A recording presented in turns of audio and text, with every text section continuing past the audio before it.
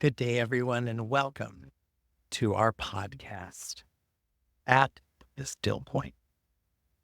I'm Dr. Ryan Christensen, founder, chief wellness officer at Still Waters Osteopathy, Lake Orion. And it is an honor to be joining you today with our new clinician, Shaman Steve. Welcome, Steve. Hi, thanks for having me. Glad to be here.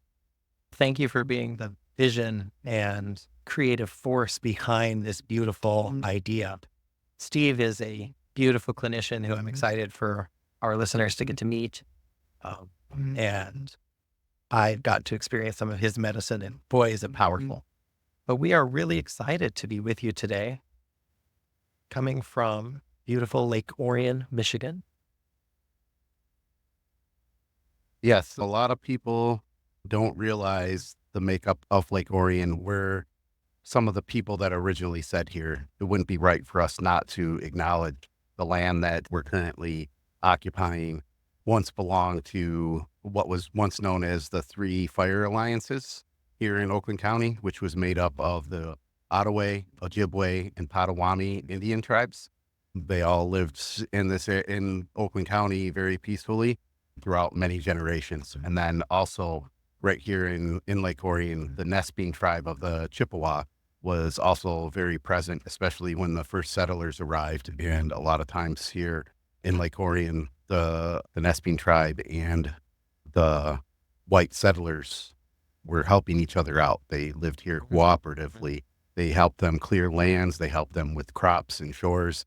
As a very nice coexistence what was in this area at one point. So it's great to acknowledge those four tribes, the Ottaway, the Ojibwe, Potawatomi, and the Nesping tribe of the Chippewa, for the land that we're currently doing this podcast from. So thank you, Steve. You're welcome. Coming to you from unceded land here in Lake Orion, Michigan. We're living as a vacation, and thanks to our team at Orion Network Television, we're recording. This is just a beautiful space.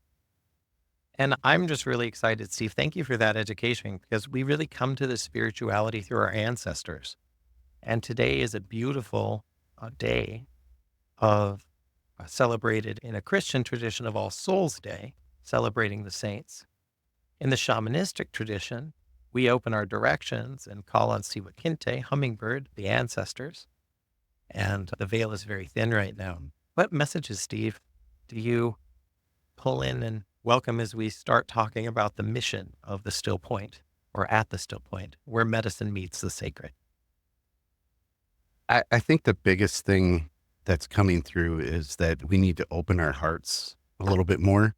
We need to be a little more accepting of ourselves and the ones and our loved ones and the ones around us, with being able to offer that acceptance of others. That helps us heal our own heart and heal our own space, and be able to put us on the proper trajectory, be healed and lived in the light. That's really beautiful. It all starts within. It really does. And that's what so many people, as we as humans grow, especially in the Western world here, it becomes harder and harder to find our center. We're constantly bombarded by outside sources. So what better way than to unplug and go within to find the serenity within yourself? And that's probably the biggest thing. We're all on our own journey. Ryan, Right. You're on your journey. I'm on my journey. And you know as well as I do, you have to go within. It's absolutely crucial. But the thing is, you have to want to go in. It's not just that it's not just going into yourself and fixing it, going, oh, I can fix all this great stuff if I just go see a spiritual healer in some way, shape, or form, be it a shaman such as myself, a Reiki practitioner. Any of these people can help us with our lives. But if we don't want the change, we don't desire the change will come temporarily. It's like putting that Band-Aid on. Oh, look, the Band-Aid's on, and it looks great for the first little bit you have it, until then you go to sleep and now it's starting to look a little crusty and unappealing. Doing healing without wanting to change and committing yourself to the change. It's like that same thing. You're putting a Band-Aid on it and it feels good and it'll help you heal a little bit. But, if you really want to, you know, get that deep healing, you have to go within yourself and you have to want to go in with yourself. And it's not always going to be pretty. No, it isn't. And I think a lot of the world has really been through a deep, dark night of the soul, truly. Yeah. No, That we come back to ourselves because that's all we have. We come into this world alone. Like we talk a lot at Still Waters Osteopathy, Lake Orion, the practice where you can come and enjoy a session with myself or Steve is a place where we really want to help people journey inside of themselves or outside of yourself if that's where you start, because there's no judgment, but to find a place of stillness, to rebalance.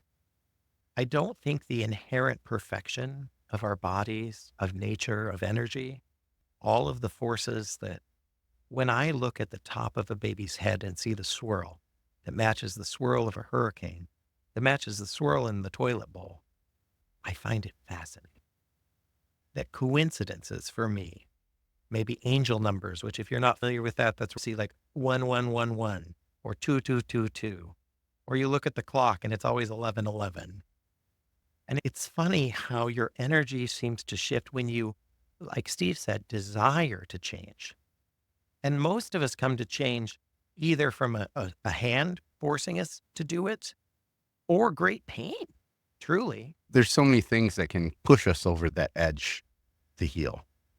The loss of a loved one, the break, that breaking point where you just mentally break down and yourself and you just say, screw it. I've had enough of this. I'm done. And you just let your emotions take over. And that's a dark night of the soul period where you're going to cry it out.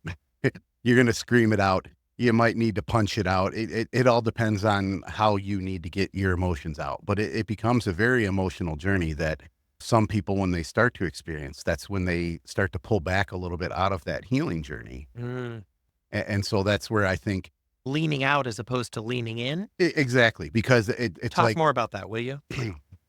the leaning out it's more comfortable.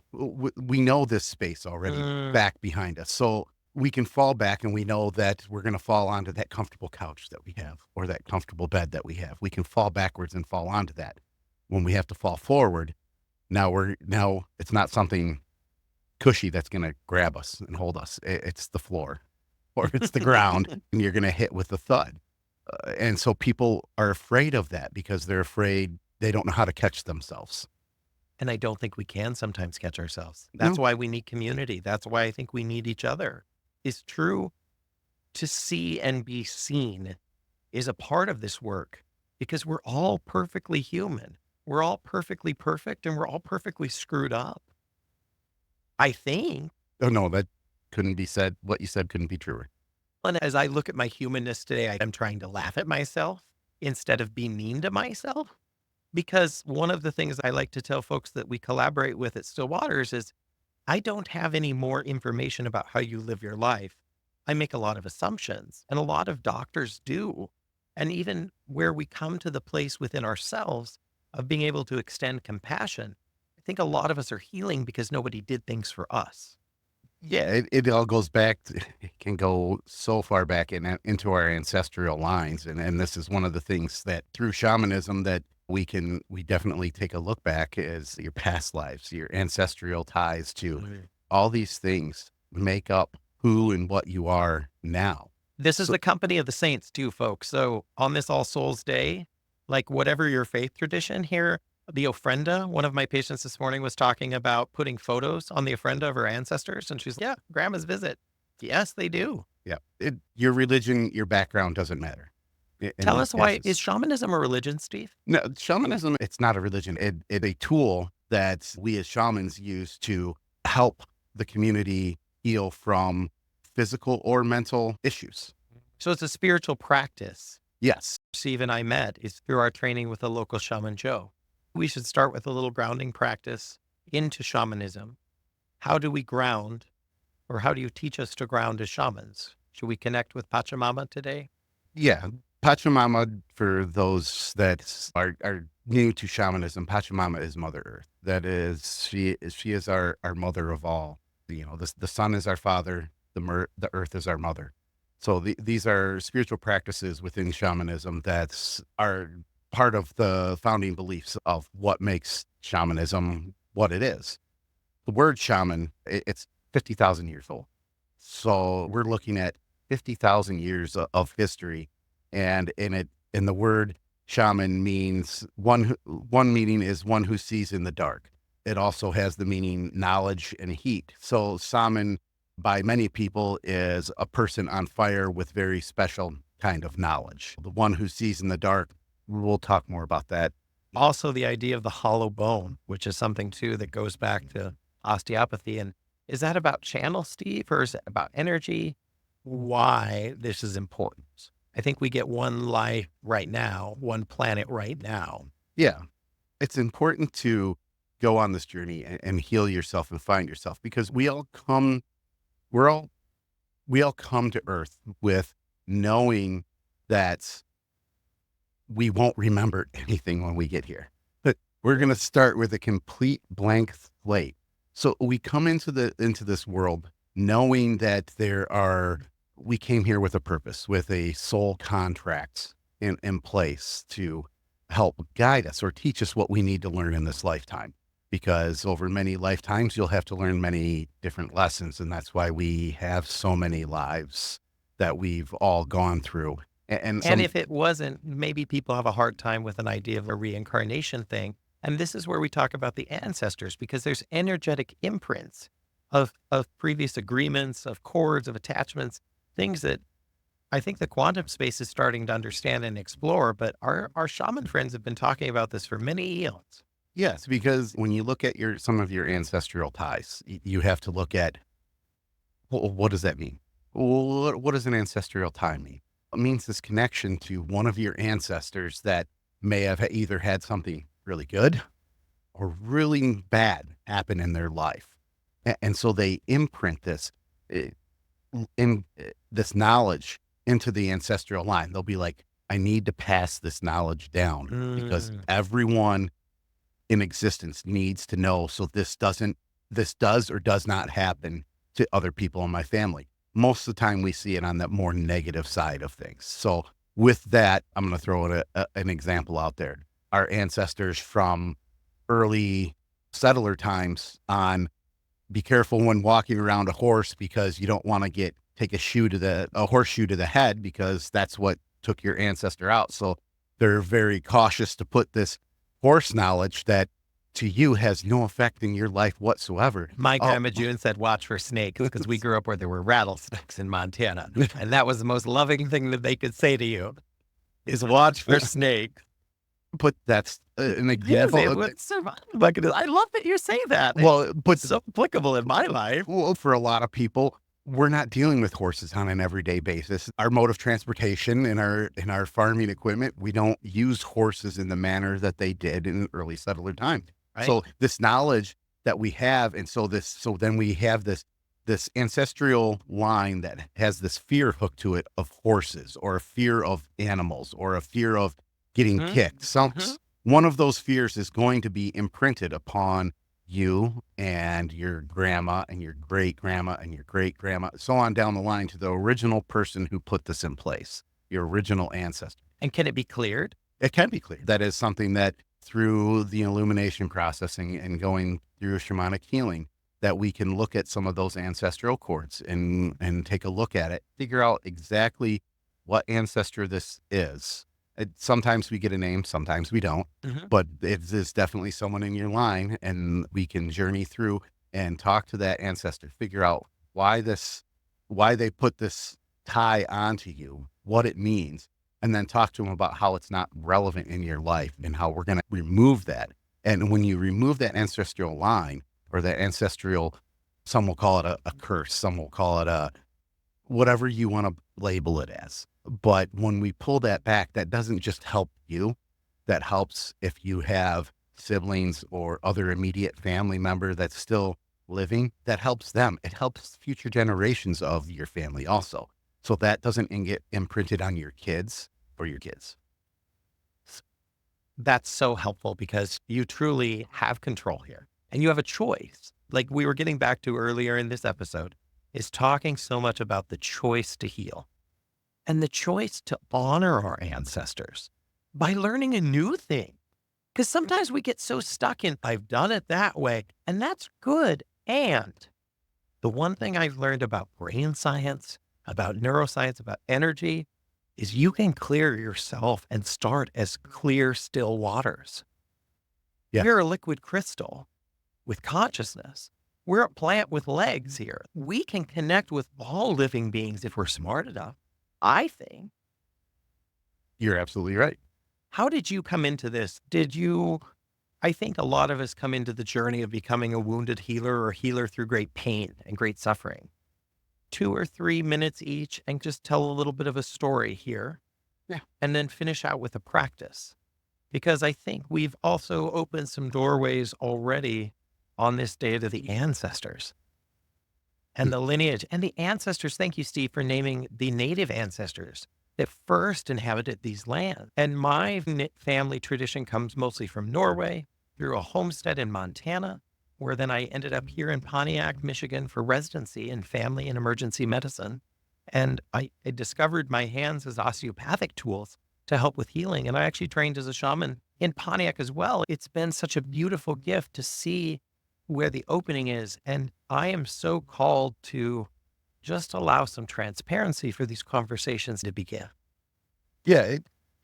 It's always real interesting to see where we all start. For me, it was growing up in a house that didn't put the kibosh on these type of ideas. I went to Parents are so important. yes, my mom was a great mentor in that aspect because she would take me to the psychic fairs, and so we would, and then the metaphysical meets and stuff like that. Back in the 80s, there weren't as many crystal shops and metaphysical shops as there is now. When it was It wasn't okay to talk about this stuff, no, truly. it was usually, in a hotel conference room that was set up with a bunch of card tables that had a bunch of psychics that would offer their services, obviously for their fee. That's growing up in that environment was always encouraged. I think a lot of us do. I lost that way throughout my teenage years and into my 20s. And then I had a family, and then life throws you curveballs. And sometimes you find yourself in a situation where you're not doing as good as you want to do. And so then something happens. And for me, I was going to get a gift for a family member. And then all of a sudden, I'm like, I should get a book while I'm there. And that book changed my life. And it was a book on meditation. I read it all on that single day. And from that point forward, it reignited my love for the metaphysical and to try to find my own path. We're going to have to do an episode about that book. Yeah. And about meditation. Yeah. That'll be one of our third or fourth episodes, I think, because we're really going to get into some practices and we're really going to give you some granular tools on your healing journey that will really help you connect both with yourself, with your ancestors. And I wonder if we should start with a practice today. Do you have one in mind, or do you? The one that's coming in really strongly is the traditional Hawaiian forgiveness practice called the Ho'oponopono. That's perfect. So let's talk about that for a minute. We'll listen to the drums too, because I like this journey that we're on. The most interesting thing about this journey is that right now is a perfect place to begin. And as we tune into our breath, let's take a breath in, conspiring together, and breathe out as we feel our feet.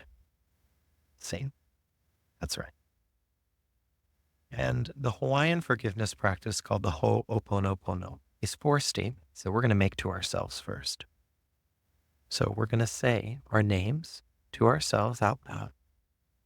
Or first followed by, I'm sorry. So for me, it's Ryan, I'm sorry. Next, you say your name again, followed by Ryan, please forgive. The second statement, asking for forgiveness. Third statement, insert your name again, and it's always best to say it out loud. Ryan, thank you. And Ryan, I love you. So the 4 steps are, I'm sorry, Please forgive me. Thank you. I love. And it's really that easy and that powerful too, because it's something that's you gave to me a while back and it's still taped to my mirror. I still do it every single day. I love that. I write a prescription for health and happiness for folks that come through our Still Waters Osteopathy practice. And I often recommend the Ho'oponopono. There's some books and courses and beautiful practices online. We'll link a few below and actually record one for you that will really help. But let's just try this now. Let's try this with Steve. Steve, I'm sorry. Repeat after me. Steve, I'm sorry. Steve, I'm sorry. Steve, please forgive me. Steve, please forgive me. Steve, Steve, thank you. Steve, I love you. Steve, I love you. Ooh, that's powerful. And it still gets me almost every time between the I thank you to the I love you. That's where it really hits me the hardest. It's feel like right down in my heart. It's just right there. And it's just like, it's a relief. It does really help. And for everyone out there doubting it, try it a couple times. When you get up in the morning, you take that shower, look in the mirror and say those 4 lines to yourself, but look at yourself in them. Yeah, the gaze is really important. I was at a workshop this weekend with a trauma-informed pediatrician from Michigan State University College of Osteopathic Medicine, Dr. Palat, who was talking about the gaze of the mother. He said, if you're born and nobody looks at you with loving eyes, that your nervous system learns unsafety, really. Yeah. And I found it so fascinating because I think sometimes we look at ourselves with such condemning eyes and uncompassionate eyes that we would never treat our friends this way. I'd never say some of the things I say to myself to you. No. And isn't that interesting that we can start to find this doorway together of, wow, Ryan, I'm sorry. Ryan, please forgive me. Ryan, I love you. Ryan, thank you. And if you come from a Christian perspective as well, like when people ask Jesus, oh, what are the laws? There's first, oh, we should know other gods before me, and then love your neighbor as yourself. Number 2 is love yourself. Number 3 is love your neighbor. Yeah. And this part of how do we love ourselves, we're going to give you a lot of practices for this. But I think the Ho'oponopono is one of my top 3 for my own personal journey as well. For the first maybe month I did it, I couldn't look myself in the eye and say, I love you. Yeah. You had to avert your gaze because you couldn't even face yourself to give yourself that love that you as a person, as an individual, as a human being need, want, and desire. And absolutely deserve. Yes. Not by any of our accomplishments or any of our dreams or goals, which are important, but I work with a lot of folks who would be labeled disabled. And it's amazing. It seems sometimes the more we have, the less grateful we are for it. It is one of those things that I think that there's another topic right there.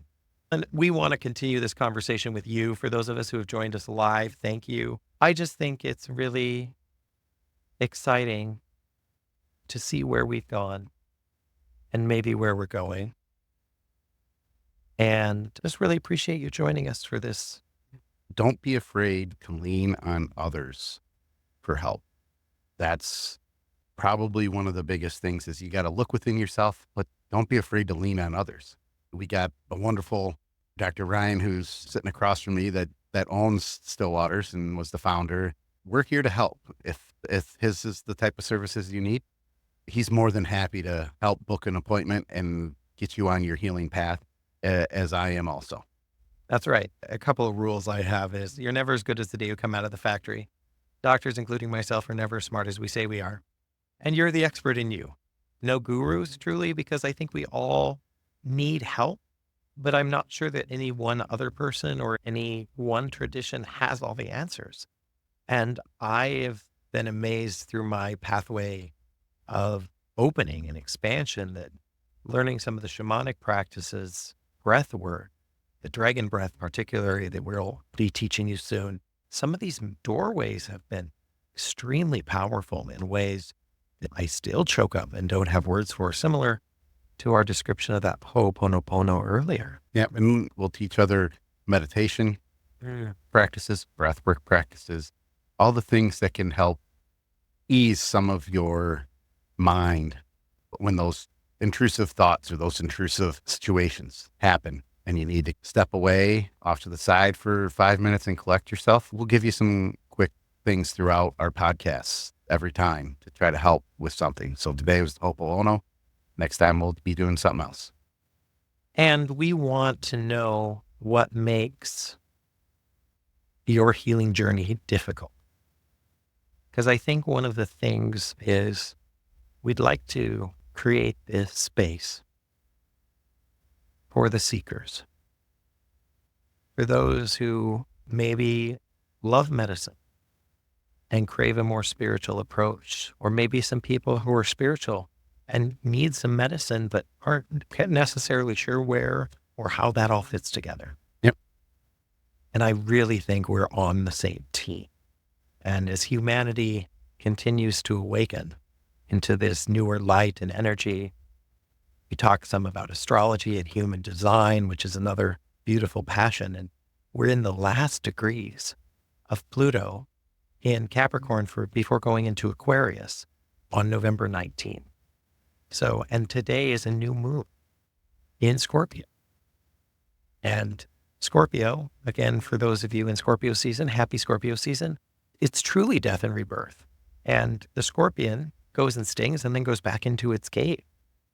And we've also recognized in this fall time, this Vata season of Ayurveda, that the leaves are falling off the trees and they're getting ready for sleep. And the animals are getting busy, ready to put away their storage for rest for the winter. That this first group of our podcasts here through the end of the year, and we're striving for a weekly release, is to really get you deeper into this stillness as we go into this winter time. This quiet, beautiful stillness that is our birthright. Take a couple deep breaths with me and check back in with your body and see what good work you did today. Thanks for listening and being a part of this. Steve, do you have anything else to share with folks before we sign off for our first ever At the Still Point podcast? There comes a point in everyone's lives where healing is needed and necessary.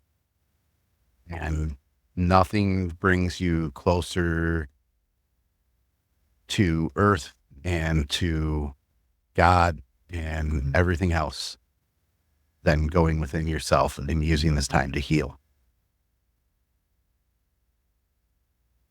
Well said, my friend. And I am looking forward to many more stimulating, healing, funny, and real conversations. Yes. We're going to bring some guests in too. So stay tuned for that. And if you want to come talk to us, we would love to have you. Yeah. Here's the message. We'll see we can't work out. And let's make sure we know that you're always welcome, and we look forward to seeing you by the Still Waters.